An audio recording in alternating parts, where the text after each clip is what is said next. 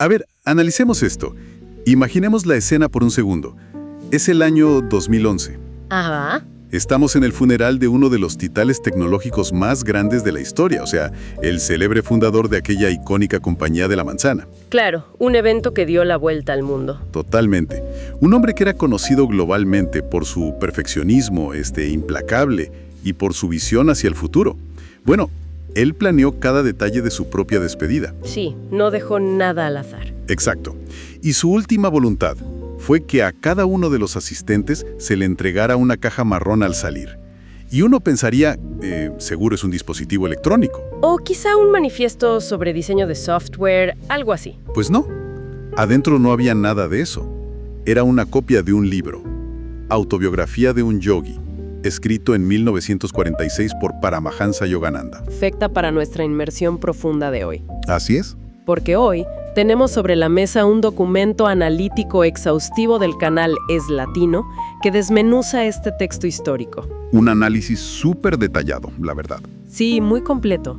La misión de hoy es entender cómo este relato espiritual, este en particular, no se quedó como una simple curiosidad de nicho. Para nada. Sino que funcionó como un portal, digamos, un conducto que transformó el pensamiento en Occidente e introdujo en el vocabulario cotidiano conceptos que hoy damos por sentados. Claro, palabras como yoga o meditación, que ahora están en todos lados. Exactamente. A ver, yo propongo que analicemos esto con una analogía. La publicación de este libro a mediados del siglo XX funciona como un verdadero caballo de Troya, pero en su versión más pacífica. Me gusta esa imagen, sí. Es que pensemos en la mentalidad de esa época específica. Un occidente de posguerra, hiperracional, completamente volcado hacia la industria. La eficiencia, la ciencia materialista pura.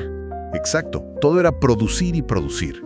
Y de pronto, llega este libro con una portada súper exótica, envuelto en una narrativa autobiográfica, y logra infiltrar conceptos orientales revolucionarios. Y los mete directamente en la sala de estar de millones de personas. Es una locura cómo lo logró. Y esa figura del caballo de Troya es muy precisa, porque Yogananda no solo contó una historia pintoresca sobre la India. El análisis de Es Latino demuestra que él mapeó una arquitectura conceptual completamente distinta. O sea, una forma nueva de ver el mundo. Totalmente. Una nueva forma de entender la vida, la muerte y, sobre todo, la mecánica de la mente. Es una obra que desafía por completo la visión moderna del éxito. Rompe con todo lo establecido en ese momento. Así es.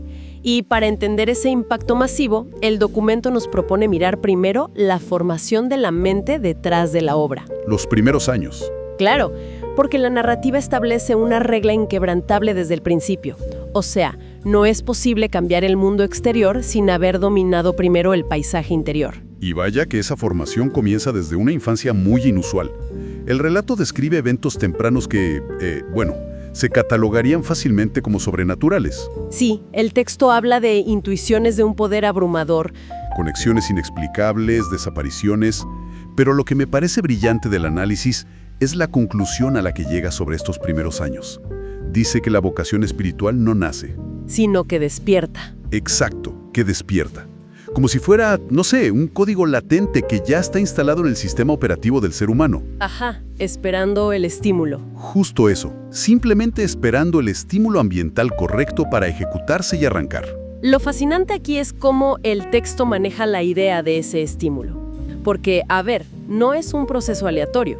La transición hacia el verdadero entrenamiento mental ocurre cuando Yogananda encuentra a su gurú. Sri Yukteswar. Exactamente, Sri Yukteswar. Yogananda pasa años buscando a este maestro a través de visiones y falsos encuentros. Se equivoca varias veces en el camino. Sí, pero el principio que el libro establece es tajante.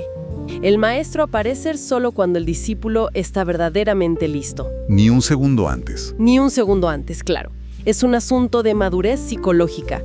La premisa es que resulta inútil recibir la respuesta si la estructura mental aún no ha formulado la pregunta correcta. Esa idea de preparación previa me parece fascinante. Y cuando finalmente ocurre ese encuentro y comienza la vida en el ashram, es donde realmente necesito que nos detengamos un momento. Es una parte crucial del libro. Porque la descripción que hacen las fuentes destroza por completo el mito contemporáneo que existe sobre el yoga.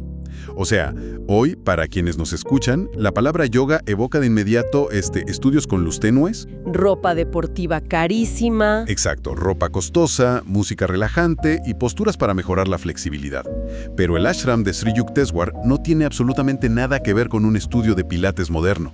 Nada, es otro mundo. Se lee más como un campamento de entrenamiento de alto rendimiento, un verdadero rigor militar, pero aplicado a la atención y a la mente. Es una corrección histórica fundamental que hace el documento de Eslatino. Sí, pura disciplina, obediencia, largos periodos de silencio absoluto y un estudio que suena casi doloroso de los propios defectos. Es que el yoga original, en su contexto clásico, no es una gimnasia física ni una moda de bienestar superficial. Para nada. Es la forja implacable del carácter. La lección central de esa etapa formativa se resume en una máxima absoluta, que es: quien controla la mente, controla la vida. ¡Wow! Quien controla la mente, controla la vida. Así de contundente. El maestro, Sri Yukteswar, es descrito como una figura estricta, a veces cortante y sumamente exigente. Casi duro, ¿verdad? Sí, pero precisamente porque la mente humana, en su estado natural, es caótica, reactiva y profundamente resistente al control. Se resiste a todo. Requiere una voluntad de hacer o domarla. No hay espacio para la complacencia en ese ashram. Pero a ver, esa disciplina tan férrea tiene que tener un propósito más allá de simplemente aprender a quedarse quieto, ¿no? Claro, tiene un fin muy específico. Y aquí es donde necesito un poco de ayuda para procesar el material. Porque llega un punto en la narrativa donde el texto entra en un territorio que francamente suena directamente a ciencia ficción. Los milagros. Exacto. Una vez que se establece este control absoluto de la mente, el libro empieza a documentar de qué es capaz esa mente entrenada. Y son cosas increíbles. Las fuentes hablan de materialización de objetos de la nada, bilocación, o sea, el acto de estar en dos lugares geográficos distintos al mismo tiempo. Ajá. Sanaciones físicas inmediatas. Sí, e incluso menciona a maestros inmortales como Babaji que habitan en los Himalayas durante siglos.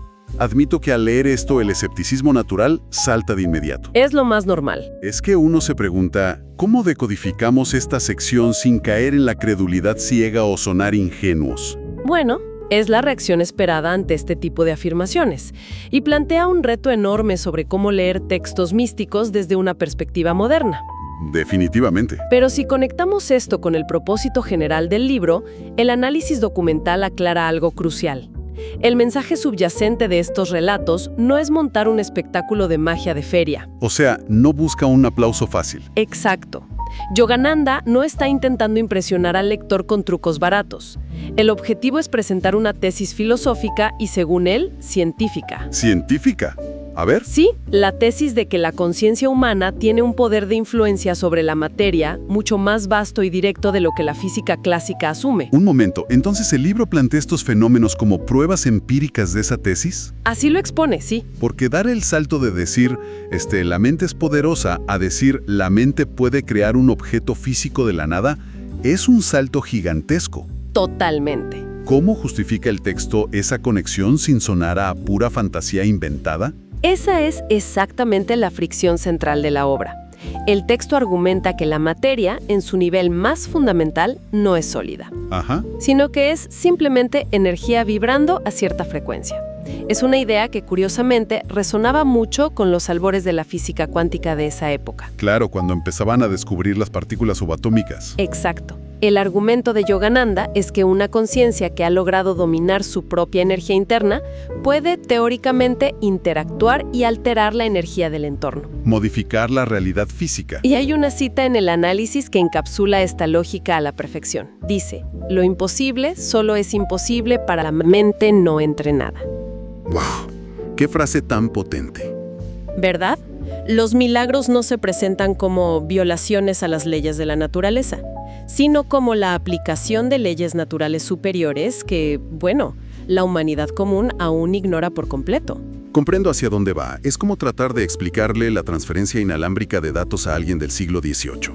Uy, claro, no entendería nada. Le parecería brujería absoluta que una imagen viaje por el aire de un continente a otro. Dirían que es magia oscura. Exacto, pero hoy sabemos que es simplemente la manipulación de ondas electromagnéticas a través de tecnología avanzada. Una tecnología que ellos no conocían. Y en este caso, el libro sugiere que existe una, digamos, tecnología interna capaz de operar de manera similar. Así es. Y mientras el protagonista viaja por toda la India, conociendo a estos místicos y ascetas, va destilando principios que, afortunadamente para los más escépticos, no requieren creer en la bilocación para resultar profundamente transformadores. Totalmente de acuerdo. La sabiduría es súper aplicable. El análisis de Es Latino destaca 3 verdades universales que recopila. Primero, que la felicidad no es extraída del mundo exterior, sino que es un estado interno autónomo. Ajá. Segundo, que el sufrimiento es simplemente la resistencia a lo que es. Y tercero, que el ego es una máscara social, no la identidad real. Si analizamos en detalle esa segunda verdad, la idea de que el sufrimiento es la resistencia a lo que es, encontramos una de las herramientas psicológicas más formidables que ofrece el texto. Es muy poderosa. Gran parte del agotamiento moderno, desde la ansiedad por el estatus hasta la frustración por los contratiempos diarios, no proviene del evento en sí. ¿Ah, no? ¿De dónde viene entonces? Viene de la exigencia interna de que la realidad debería ser diferente a cómo se está presentando en este preciso instante. Ah, claro. Esa pelea constante con la realidad. Exacto. Los sabios descritos en la obra no niegan el dolor físico o las dificultades tangibles de la vida. O sea, el dolor existe. Claro, no te dicen que te rías y te rompes una pierna. Para nada. Lo que enseñan es que el componente del sufrimiento emocional prolongado es opcional. Es opcional. ¡Wow! Sí, es un subproducto de una mente que se resiste y pelea contra el momento presente. Aquí es donde se pone realmente interesante, porque esa idea tiene una aplicación mecánica muy clara para quienes nos escuchan hoy. A ver, dame un ejemplo. Pensémoslo con una situación súper cotidiana, como estar atrapado en un embotellamiento de tráfico masivo. Uf, la pesadilla de todos los días. Exacto. El hecho objetivo, indiscutible, es que los vehículos no avanzan. Esa es la realidad del momento. O sea, las leyes de la física dicen que no hay movimiento. Estás atascado y punto. Sin embargo, la furia, el acto de golpear el volante, la presión arterial disparada, Los gritos al coche de al lado. todo eso, nada de eso hace que los autos avancen más rápido. Todo ese desgaste es el sufrimiento añadido que genera la mente al resistirse furiosamente a la realidad de estar atascado. Es un gasto de energía inútil. Eliminar la resistencia no elimina el tráfico, obvio, pero elimina la tortura psicológica de estar en él. Es un mecanismo brillante. Totalmente brillante. Y la genialidad narrativa de la obra es cómo toma todas estas revelaciones internas y las proyecta hacia afuera. ¿Cómo así? Bueno, después de recopilar esta sabiduría milenaria y presenciar los límites absolutos de la mente humana en la India, Yogananda llega a una conclusión drástica. Tomó una decisión gigantesca, ¿no? Sí. Comprende que este conocimiento no es propiedad exclusiva de Oriente, ni debe quedarse escondido en cuevas del Himalaya. Claro, no es solo para unos cuantos ascetas. Exacto, es un patrimonio de la conciencia humana en general. Así que toma una decisión que altera su vida.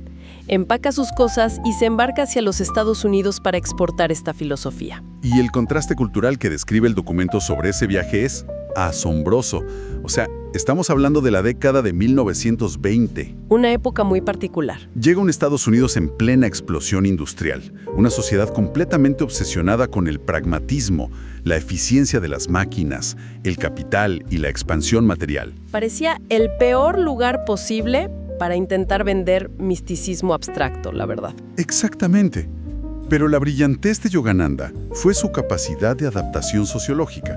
No llegó predicando dogmas esotéricos incomprensibles para ellos. No, fue mucho más astuto. Llegó ofreciendo algo que llamó yoga científico, y con eso logró atraer a médicos, ejecutivos, investigadores, amas de casa y hasta artistas de renombre. Porque les habló en su propio idioma. Presentó la espiritualidad como una práctica tangible y sistémica. Argumentó que los resultados internos podían ser comprobados empíricamente, igual que un experimento de laboratorio. alejando el tema de la simple teoría abstracta. Y el motor de ese movimiento espiritual pragmático, la herramienta central que expone el libro y que las fuentes analizan a fondo, es el Kriya Yoga. El famoso Kriya Yoga. Yogananda no lo describe como una simple meditación de relajación, lo presenta como una técnica avanzada de respiración diseñada biológicamente para acelerar la evolución espiritual. A ver, analicemos esto con cuidado, porque aquí es donde el texto hace una afirmación biológica y energética muy audaz. Sí, es una afirmación fuerte. El documento de Es Latino señala que según el libro, y cito, 1 minuto de cría equivale a 1 año de crecimiento espiritual natural. Suena increíble, ¿verdad? Cuando leo algo así, necesito entender el mecanismo. ¿Cómo es que respirar de cierta manera altera supuestamente el magnetismo del cuerpo o de la columna?